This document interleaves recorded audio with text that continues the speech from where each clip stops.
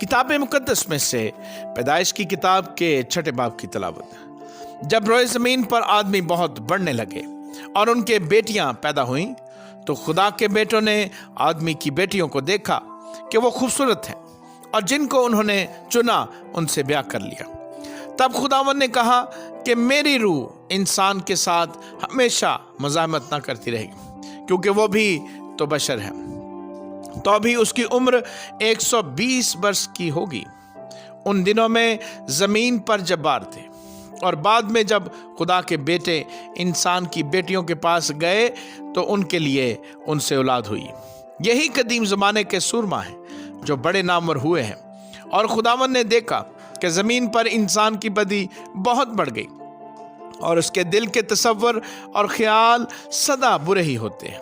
तब खुदावंद ज़मीन पर इंसान को पैदा करने से मलूल हुआ और दिल में गम किया। और खुदावंद ने कहा कि मैं इंसान को जिसे मैंने पैदा किया रोए ज़मीन पर से मिटा डालूंगा, इंसान से लेकर हैवान और रेंगने वाले जानदार और हवा के परिंदों तक, क्योंकि मैं उनके बनाने से मलूल हूँ।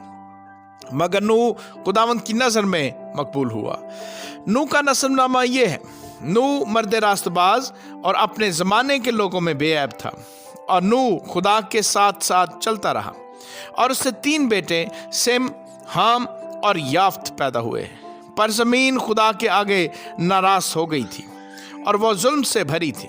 और खुदा ने ज़मीन पर नज़र की और देखा कि वो नाराज़ हो गई है, क्योंकि हर बशर ने ज़मीन पर अपना तरीका बिगाड़ लिया था।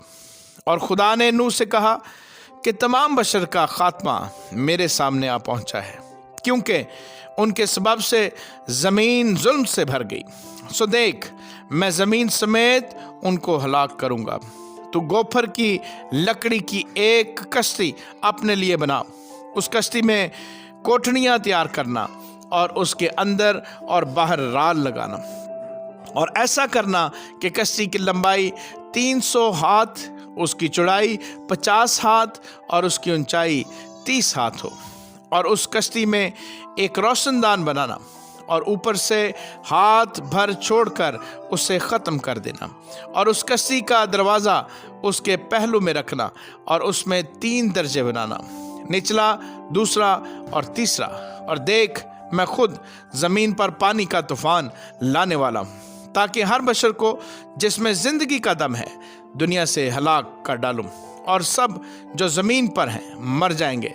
पर तेरे साथ मैं अपना अहद कायम करूंगा, और तू कश्ती में जाना, तू और तेरे साथ तेरे बेटे और तेरी बीवी और तेरे बेटों की बीवियां, और जानवरों की हर किस्म में से 2-2 अपने साथ कश्ती में ले लेना, कि वो तेरे साथ जीते बचे। वो नर मादा हों, और परिंदों की हर किस्म में से और चरिंदों की हर किस्म में से और ज़मीन पर रेंगने वालों की हर किस्म में से 2-2 तेरे पास आएँ, ताकि वो जीते बचे। और तू हर तरह की खाने की चीज़ लेकर अपने पास जमा कर लेना, क्योंकि यही तेरे और उनके खाने को होगा। और नूह ने यूं ही किया, जैसा खुदा ने उसे हुक्म दिया था वैसा ही अमल किया। आमीन।